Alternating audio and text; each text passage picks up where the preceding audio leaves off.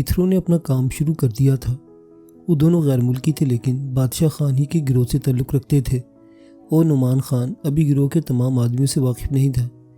इससे जब वो दोनों नुमान खान से मिले तो नुमान खान को शुबा तक न हुआ कि इनका ताल्लुक़ किसी तौर बादशाह खान से भी हो सकता है। इन लोगों की मुलाकात का बंदोबस्त खुद कीथरो ने किया था। हम ये हीरोइन मुकामी तौर पर फ़रोख्त नहीं करेंगे जनाब, बल्कि इसे यहाँ से हांगकांग ले जाएंगे और फिर हांगकांग से इस्तांबुल से हम इसे आहिस्ता आहिस्ता यूरोप के ममालिक में पहुँचाएंगे। ये हमारी प्लानिंग है।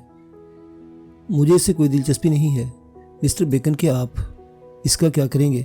जाहिर है ये आपका नया कारोबार नहीं होगा, बल्कि आप पहले भी ऐसा करते रहे होंगे। मैं तो हीरोइन फ़रोख्त करना चाहता हूँ। यकीनन मैंने दोस्ताना तौर पर अपना प्रोग्राम बताया था।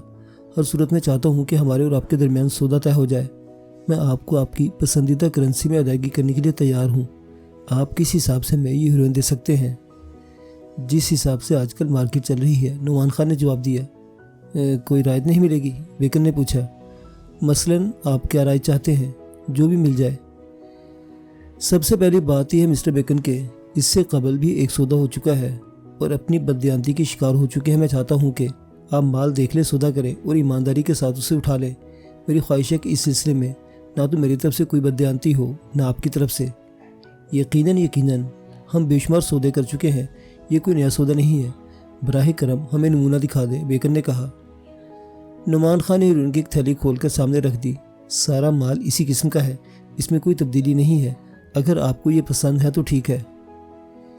इस शख्स ने चुटकी से पाउडर को उठाया और ज़रा सी मिकदार ज़ुबान से लगाई, फिर उसे थूक कर मुस्कुराता बोला, ठीक है, माल हमें पसंद है, अब आप इसका सौदा कर लें। नुमान खान ने उसे रकम बता दी और थोड़ी सी रद्दोकदा के बाद ये रकम मंजूर हो गई। हम आपको कल सुबह अदायगी करके माल उठा लेंगे। तमाम माल तैयार रखा जाए। ठीक है, नुमान खान ने जवाब दिया और वो दोनों इससे रुखसत हो गए। नुमान खान बहुत खुश था। इनके जाने के बाद इसने कीथरो को बुलाया और इससे गुफ्तगू करने लगा। क्या ख्याल है कीथरो? ये लोग इत्मीनान बख्श है ना? हाँ जनाब, मिस्टर बेकर अमूमन यहीं से ख़रीदारी करते हैं, बाज़ों का कुछ फ़रोख्त भी करते हैं। हमने कई बार इनसे सौदा किया है। इत्तेफाक से ये लोग आ गए थे तो मैंने इनसे हीरोइन के बारे में बातचीत कर ली। मेरा ख्याल है सौदा हुआ है तो वो इंतहाई मुनाफा बख्श है। इससे ज़्यादा बैंकॉक में इस हीरोइन की कीमत नहीं मिल सकती थी। हाँ, अगर हम इसे यूरोप ले जाते तो वहाँ इसकी कीमत कहीं ज़्यादा हो जाती। नहीं, अभी नहीं। मैं अपने हाथ पाँव फैलाऊँगा, लेकिन आहिस्ता आहिस्ता। मैं नहीं चाहता कि अपनी परवाज़ बहुत ज़्यादा बुलंद कर दूँ और नुकसान उठाऊँ। यही मुनासिब तरीका है नुमान खान, कीथरो ने जवाब दिया और नुमान खान ने गर्दन हिला दी। दूसरे दिन सुबह दोनों ताजिर फिर आए और उन्होंने अपने ब्रीफकेस खोलकर नुमान खान के सामने रख दिए। नुमान खान की मतलूबा रकम इसके सामने थी, लेकिन इस बार इसने नोटों की गड्डियाँ खोल अच्छी तरह देख लिया था और मुतमिन हो गया था। तब इसने हीरोइन दोनों के हवाले कर दी और ये सौदा बखैर खूबी तय हो गया। नुमान खान बेपना खुश था। इसने कीथरो को भी इस रकम से मुनासिब हिस्सा दिया और इसके बाद रकम इसने अपने नाम से बैंक में जमा करा दी। आईवी और डॉक्टर ब्रीटो इस वक्त मौजूद नहीं थे, लेकिन दोपहर के खाने पर आईवी और डॉक्टर ब्रीटो नुमान खान के साथ ही थे। नुमान खान ने इन्हें अपने इस सौदे के बारे में बताया और ब्रीटो मुसर्रत भरे अंदाज में मुस्कुराने लगा। मैंने तो पहले ही कहा था नुमान खान कि अगर तुमने मेरी हदायत पर अमल किया तो अपने लिए एक शानदार रास्ता तलाश करने में कामयाब हो जाओगे। मैं तुम्हारे बारे में तफसील मालूम कर चुका हूँ। तुमने 2 नहायत शानदार काम किए हैं और मुझे बेहद खुशी है कि अब तुम इस लाइन में चल निकले हो। शुक्र है डॉक्टर ब्रीटो, ये पौधा आप ही ने लगाया है और आप ही के ज़रिए परवान चढ़ रहा है। नुमान खान जिस कौम से ताल्लुक़ रखता है वो एहसान फरामोश नहीं होती। हर चंद के हम बुरे रास्तों के राही हैं, लेकिन हम अपनी फितरत को नज़रअंदाज नहीं कर सकते। नुमान खान हमेशा आपका शुक्रगुजार रहेगा। अरे नहीं नुमान खान, नहीं, तुम्हारी अपनी सलाहियतें हैं जो तुम इतनी तेज़ी से तरक्की कर रहे हो। बहरहाल मैं तुम्हारे लिए एक और प्रोग्राम बना चुका हूँ और इस एतमाद के साथ कि तुम यकीनी तौर पर मेरा साथ दोगे और मेरे इस प्रोग्राम में दिलचस्पी लोगे। यकीनन अगर आपने इस एतमाद में कोई प्रोग्राम बनाया है तो भला मैं कैसे इनकार कर सकता हूँ। अगर हम अपनी इस कोशिश में कामयाब हो गए तो करोड़ों डॉलर कमा सकते हैं, लेकिन इसके लिए हमें बैंकॉक छोड़ना पड़ेगा और मुमकिन हमें हांगकांग में 2-3 माह लग जाए। हांगकांग चलना होगा हमें? नुमान खान ने पूछा। यकीनन बहुत ही दिलचस्प मसला है, मगर इसके बारे में तफसीलात मैं हांगकांग चलकर ही बताऊंगा। मैं चाहता हूँ कि हम एक बाकायदा तफरीह प्रोग्राम बनाएं। तुम अपने तमाम भाइयों को भी ले सकते हो क्योंकि वो भी बैंकॉक से उकताए हुए हैं। हांगकांग में हमारे लिए रहाइश के लिए एक बहुत ही खूबसूरत कोठी मौजूद है। इसके अलावा हमें वहाँ तमाम सहूलतें हासिल होंगी। चुनांचे अगर 1-2 माह या कुछ ज़्यादा अरसा वहाँ लग गया तो मेरे ख्याल में कोई हर्ज नहीं होगा। ज़ाहिर हर्ज क्या हो सकता है? अगर ये बात है तो तैयारी कर लो, हम 2-3 दिन के अंदर अंदर बैंकॉक से निकल जाएंगे। ठीक है, मैं तैयार हूँ, नुमान खान ने कहा और डॉक्टर बुरीटो ने पुरस्कुन अंदाज में गर्दन हिला दी। वो बादशाह खान के इस बड़े मसले को हल करने में कामयाब हो गया था। शीरान ने दर हकीकत वो कर दिखाया था जो मार्लिनो की अव्वलीन ख्वाहिश थी। बैंकॉक में मंशियात की सप्लाई के तमाम अड्डों पर वो काबिज हो चुका था और अब पूरे बैंकॉक में एक भी फर्द ऐसा नहीं था जो अपने तौर पर मंशियात का कारोबार करता हो। हाँ, छोटी छोटी ऐसी दुकानों पर शीरान ने निगाह नहीं डाली थी जो मामूली पैमाने पर कारोबार करती थी। अलबत्ता जहाँ आवारागर्दों के हजूम थे वहाँ मार्लिनो के कैबिन बने हुए थे और वहीं से मंशियात की बाकायदा सप्लाई होती थी। वो लोग जो सप्लाई की सरपरस्ती करते थे और जिनका ताल्लुक इंतज़ामिया से था अब शीरान की जानिब मुतवज्जो हो गए थे। उन्होंने अपने बारे में तमाम तफसीलात शीरान को मुहैया कर दी थी। इसने भी बखुशी इन मुआवज़ों को कबूल कर लिया था जो इन्हें इससे कबल मिला करते थे। चुनांचे अब इंतज़ामिया की जानिब से मुदाखलत का ख़तरा टल चुका था। ग्रीचर और मग्नेशिया अपने पूरे गिरोह के साथ शीरान के साथ थे क्योंकि मार्लिनो की जानिब से सिदाशी को जो अहकामात मिले थे इसने वो अहकामात ग्रीचर को पहुँचा दिए थे। चुनांचे उन्होंने शीरान के शाना बशाना काम शुरू कर दिया था और यूँ शीरान को अपने गिरोह का ताउन भी हासिल हो गया। लेकिन इस बात को कोई भी फरामोश नहीं कर सकता था कि शीरान ने तने तनहा इन सारे मसाइल को हल किया था और जब सब कुछ हल हो गया तभी इसने गिरोह से रब्ता कायम किया था। और ये मामूली बात नहीं थी। ग्रीथा गौची जैसे ख़तरनाक शख्स को शिकस्त देकर उसके कारोबार पर कब्जा कर लेना और उसे ज़िंदगी से महरूम कर देना कोई मामूली काम नहीं था। पूरा गिरोह इस बात का एतराफ़ करता था। चुनांचे अब शीरान बैंकॉक के मंशियात के अड्डों का बेताज बादशाह था। तमाम जगहों पर काबू पाने के बाद इसने सुकून का सांस लिया और अपने लिए नई दिलचस्पियाँ तलाश करने लगा। ताउनी हमेशा इसके साथ रहता था और गिरोह के लोग ताउनी की भी बहुत ज़्यादा इज्जत करते थे और ताउनी के कदम ज़मीन पर नहीं पड़ते थे। इसका अंदाज ही बदल गया था। कुछ अर्सा कबल वो एक घटिया सा शख्स था और उसे कांगू में कोई नहीं पूछता था। आवारागर्दों में बाज़ औक़ात ऐसी शक्लें भी नज़र आ जाती थी जो जहन पर एक अजीब सा तासुर छोड़ती थी। ताउनी ने इस जोड़े को हैरत की निगाह से देखा। वो आवारागर्दों का सा अंदाज इख्तियार किए हुए थे लेकिन उन जैसे मालूम नहीं होते थे। दराज कामत औरत में एक अजीब सी कशिश थी। इसका कद किसी भी तौर 6 फीट से कम नहीं था। उसे इंतहाई खूबसूरत औरत कहा जा सकता था। मर्द इसकी निस्बत दुबला पतला और कदरे पस्ता कामत था लेकिन वो भी बड़े रख रखाव का आदमी मालूम होता था। इसकी बड़ी बड़ी आंखों में जहानत की चमक भी नजर आती थी। कैंप में इनका खैमा आम खैमों से किसी कदर हटकर था। ताउनी इस खैमे के गिर चक्कर लगाने लगा। वो इन दोनों से दोस्ती करने का ख्वाहिशमंद था और थोड़ी ही देर में मर्द के साथ इसकी मुलाकात हो गई। ताउनी को अपनी जानिब मुतवज्जो पाकर वो खुशी से मुस्कुराया और ताउनी के सारे ही दांत बाहर निकल आए। हेलो, मर्द ने कहा। हेलो, उसने सवालिया अंदाज में मर्द को देखा। पाल मिग्रो। गुड गुड, मुझे ताउनी कहते हैं। आपसे मिलकर खुशी हुई मिस्टर ताउनी। आपका खैमा दूसरे खैमों से इतना अलग थलग क्यों है? दरअसल मुझे हंगामा आराई पसंद नहीं। यकीनन आप इन सबसे मुख्तलिफ भी नजर आते हैं। आइए कहीं बैठकर बातें की जाए। क्या आप तन्हा हैं? नहीं, फ्लैटी मेरे साथ है, पॉल ने जवाब दिया। तो इन्हें भी बुला लीजिए, ताउनी ने शर्माए हुए अंदाज में कहा। पाल अजीब निगाहों से देखने लगा, फिर खुश लहजे में बोला, वो इस वक्त सो रही है, अब हम दोनों ही गुफ्तगू करेंगे। पाल के लहजे को ताउनी ने बखूबी महसूस कर लिया और जल्दी से गर्दन हिलाता हुआ बोला, ठीक है आओ। दोनों खैमे से हटकर एक उभरे हुए पत्थर पर जा बैठे। पाल हस्बे मामूल संजीदा सा नजर आ रहा था। इसकी आंखों की चमक इसकी जहानत का पता देती थी और यूँ लगता था जैसे वो ताउनी की खोपड़ी में उतरने की कोशिश कर रहा हो। ताउनी ने बौखलाए हुए अंदाज में कहा, तुम्हारी तरफ मुतवज्जो होने की कोई ख़ास वजह नहीं है, बस तुम्हारा खैमा मुझे आम लोगों से अलग थलग हटकर नज़र आया तो मैंने सोचा कि तुमसे मालूम करूँ कि तुम इन लोगों से मुख्तलिफ क्यों हो। इसके अलावा ये मेरा फ़र्ज़ भी है क्योंकि मैं इस कैंप का मैनेजर हूँ। क्या मतलब? पाल ने चौंक कर ताउनी को देखा। ताउनी फ़ख्री अंदाज में मुस्कुराने लगा। बस इसी कैंप के? पाल ने दरियाफ्त किया।